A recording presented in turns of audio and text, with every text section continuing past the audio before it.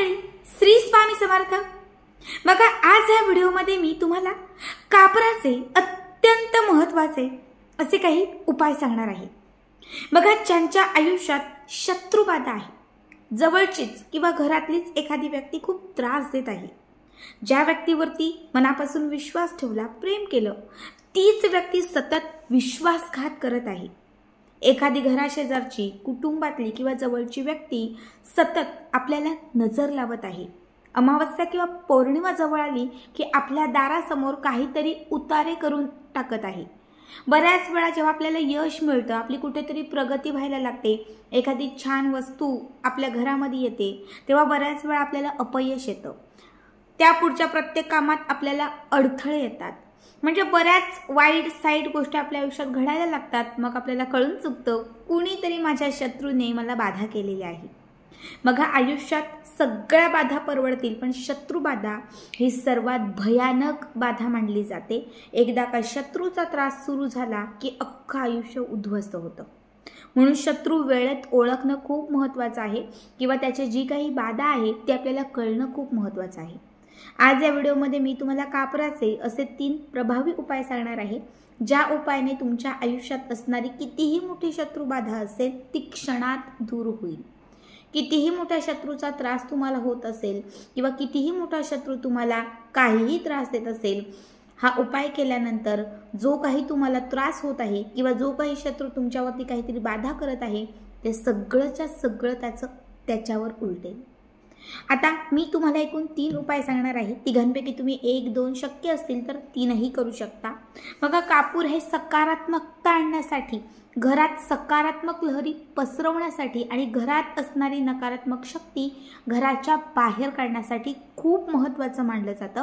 कापराचा धूर जर तुम्ही घरामध्ये दररोज करत असाल तर घरात कुठलीही निगेटिव्ह एनर्जी किंवा घरामध्ये कुठल्याही प्रकारची निगेटिव्ह जी बाधा आहे ती वास करत नाही। रोज एक तरी कापराची वडी जर तुम्ही देवघराच्या समोर किंवा घराच्या उंबरठ्यासमोर जाळली तर घरात सकारात्मकता येते, माता लक्ष्मी प्रसन्न होते। कारण कापराचा सुगंध हा माता लक्ष्मीला, अष्टलक्ष्मीला विशेष प्रिय असतो। त्यामुळे घरामध्ये पैसा येतो, आलेला पैसा टिकतो, म्हणजे सगळ्यात चांगल्याच गोष्टी आपल्या घरामध्ये घडतात। आता मी तरी रोज देवघराच्या समोर कापूर जाळते। तुम्हाला सांगते, 3 वर्षापासून हे मी करते आणि त्या 3 वर्षामध्ये मला खूप चांगले अनुभव आले आहेत। त्यामुळे सगळ्यात पहिली गोष्ट म्हणजे रोज एक तरी कापराची वडी देवघराच्या समोर जाळायची। आता जो पहिला उपाय आहे हा लक्ष्मी प्राप्तीसाठी आहे। घरात असणाऱ्या अवलक्ष्मीचा नाश करण्यासाठी, घरात सकारात्मकता आणण्यासाठी, घरातील कोपरा आणि कोपरा धनधान्याने, ऐश्वर्याने, संपत्तीने भरण्यासाठी हा पहिला उपाय। कुठल्याही मंगळवारच्या किंवा कुठल्याही शुक्रवारच्या दिवशी आपल्या देवघराच्या समोर, जे आपल्या देवघर आहे जिथे माता लक्ष्मीचा फोटो असेल, तिथे एक छान तुपाचा दिवा लावायचा, तिथे बसायचं, एक आसन घालून तिथे बसायचं। एक मातीची पंटी किंवा एखादं कापूर जाळायचं भांडं असेल ते घ्यायचं, देवघराच्या समोर हे भांडं किंवा मातीची पंटी जे काही आहे ते ठेवायचं। सगळ्यात पहिले 7 हिरव्या वेलच्या घ्यायच्या।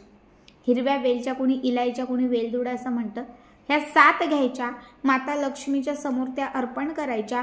तुमची जी काही धनासंदर्भात इच्छा असेल, खूप कर्ज असेल, कुठेतरी कोणी पैसे घेतले असतील, अडकलेलं काम असेल, जे काही असेल ते माता लक्ष्मीला सांगायचं। माता लक्ष्मीला आपल्या ज्या काही इच्छा आहेत ह्या सांगितल्या की त्याच्यानंतर ते 7ही हिरव्या वेलच्या तिथून उचलायच्या। जे काही भांडं तुम्ही तिथे ठेवलेलं आहे त्या भांड्यामध्ये सगळ्यात पहिले या हिरव्या वेलच्या ठेवायच्या, त्याच्यावरती 4-5 कापराचे तुकडे ठेवायचे, वरती अर्धा चमचा गाईचं तूप, गाईचं नसेल कुठल्याही घरामध्ये तूप असेल ते अर्धा चमचा तूप घालायचं आणि आत्ता हा कापूर पेटवायचा, प्रज्वलित करायचा।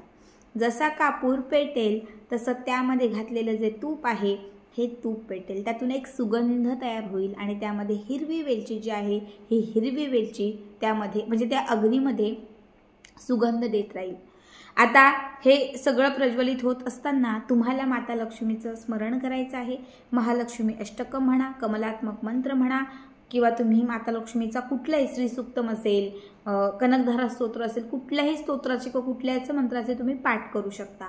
पूर्ण जळेपर्यंत तिथेच बसायचं आहे, पूर्ण हिरव्या वेलच्या संपेपर्यंत, जळून त्याची राख होईपर्यंत तिथेच थांबायचं आहे।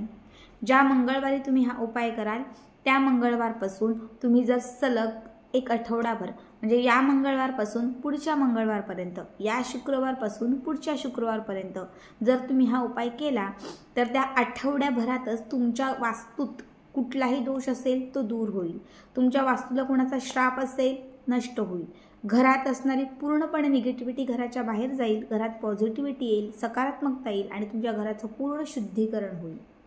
आता मी तुम्हाला दुसरा उपाय सांगते.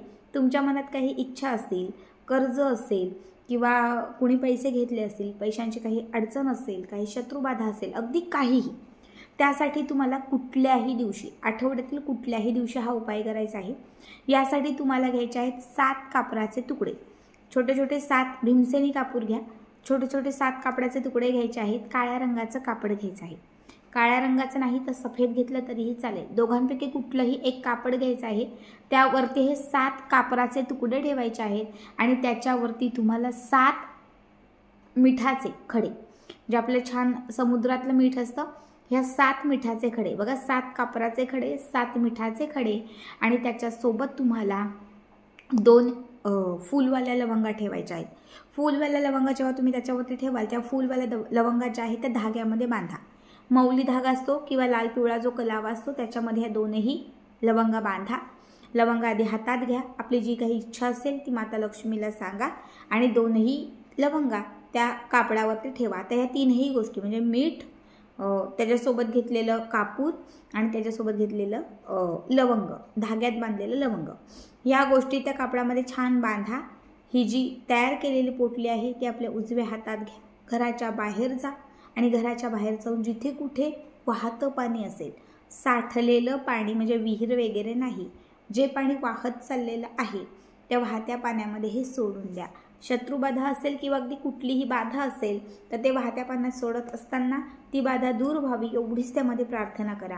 अवघ्या काही तासात अनुभव येईल. शत्रूंचा त्रास असेल किंवा कुठलीही इच्छा असेल, काहीही अडचण असेल, कितीही मोठं संकट असेल, ते सगळंच्या सगळं संपून जाईल. आता मी तुम्हाला अत्यंत महत्त्वाचा उपाय सांगणार आहे जो फक्त शत्रूचा नाश करण्यासाठी आहे. काय करायचं आहे, कुठल्याही मंगळवारच्या किंवा कुठल्याही शनिवारच्या दिवशी देवघराच्या समोर, आपलं जे देवघर आहे त्या देवघराच्या समोर बसायचं आहे. एक छोटी मातीची पंटी किंवा कुठलाही एक दिवा घ्यायचा आहे. त्यामध्ये चमेलीचं तेल घालायचं आहे. जो पण कुठला दिवा घ्याल त्यामध्ये चमेलीचं तेल घालायचं आहे. छान एक वात घालायची आहे. आता हा दिवा जो आहे तो देवघरात तुम्हाला प्रज्वलित करायचा आहे म्हणजे पेटवायचा आहे. ठीक आहे. यानंतर आपल्याला बघा, दिवा प्रज्वलित झाला की यानंतर आपल्याला एक छोटीशीच, खूप मोठी नको, छोटीशी अशी मध्यम असणारी एक छोटी प्लेट घ्यायची आहे. ती तुम्हाला देवघराच्या समोर ठेवायची आहे. प्लेट कुठलीही तुम्ही कुठल्याही धातूची घेऊ शकता. तुम्ही मातीचं भांडं असेल तुमच्याकडे असं या आकारात किंवा मातीची पंटी असेल जरा थोडी मोठी तर तुम्ही ती घेतली तरीही चालेल. जे काही घेतलेलं आहे ते देवघराच्या समोर तुम्हाला ठेवायचं आहे. यामध्ये जे भांडं घेतलेलं आहे त्यामध्ये 7 कापराचे तुकडे, 7 भीमसेनी कापराचे तुकडे तुम्हाला टाकायचे आहे आणि त्याच्यासोबत तुम्हाला 7 फुलवाले लवंग घ्यायचे आहे. सोबत तुम्हाला एका वाटीमध्ये मध घ्यायचे आहे. आता सगळ्यात पहिले काय करायचं तर फुलवाली लवंग आपल्या हातात घ्यायची, ती मधामध्ये बुडवायची. ही लवंग उजव्या हातामध्ये घेऊन हनुमानांची प्रार्थना करायची. हनुमानांची प्रार्थना करत असताना तुम्हाला हनुमानांचं जे हनुमान चालीसा आहे त्याचा एक पाठ करायचा, म्हणजे एक वेळा हनुमान चालीसा म्हणायचा आणि त्याच्यानंतर ही जी लवंग आहे ही लवंग त्या समोर ठेवलेल्या कापरावरती ठेवायची. पुन्हा दुसरी लवंग घ्यायची, मधात बुडवायची. पुन्हा आपली इच्छा व्यक्त करून जो कुठला शत्रू त्रास देत असेल, ज्या शत्रूचा खूप त्रास होत असेल त्या शत्रूचं नाव घेऊन पुन्हा एकदा हनुमान चालीसा म्हणायची आणि ही लवंग तिथे अर्पण करायची. तिसरी लवंग, चौथी, अशा 7च्या 7ही लवंगा एक एक करत अभिमंत्रित करत तुम्हाला मधात बुडून, एक एक लवंग अभिमंत्रित करून मधात बुडून तुम्हाला हनुमान चालीसा म्हणून तिथे समोर ठेवलेल्या त्या प्लेटमध्ये तुम्हाला टाकायच्या आहेत. आता 7ही लवंगा त्याच्यावर टाकल्या की त्याच्यानंतर एक अर्धा चमचा भर तुम्हाला चमेलीचं तेल घालायचं आहे. त्या लवंगांच्या वरती अर्धा चमचा चमेलीचं तेल घालायचं आहे. जिथं पूजेचं साहित्य मिळतं त्यांच्याकडे छोट्या छोट्या तेलाच्या बॉटल मिळतात. एक 50 ते 60 रुपयाला हे तेल तुम्हाला सहज मिळेल. अर्धा चमचा किंवा थोडं तरी चमेलीचं तेल तुम्हाला त्या लवंगांवरती घालायचं आहे. आता ह्या लवंगा तुम्हाला पेटवायच्या आहेत म्हणजे प्रज्वलित करायच्या आहेत.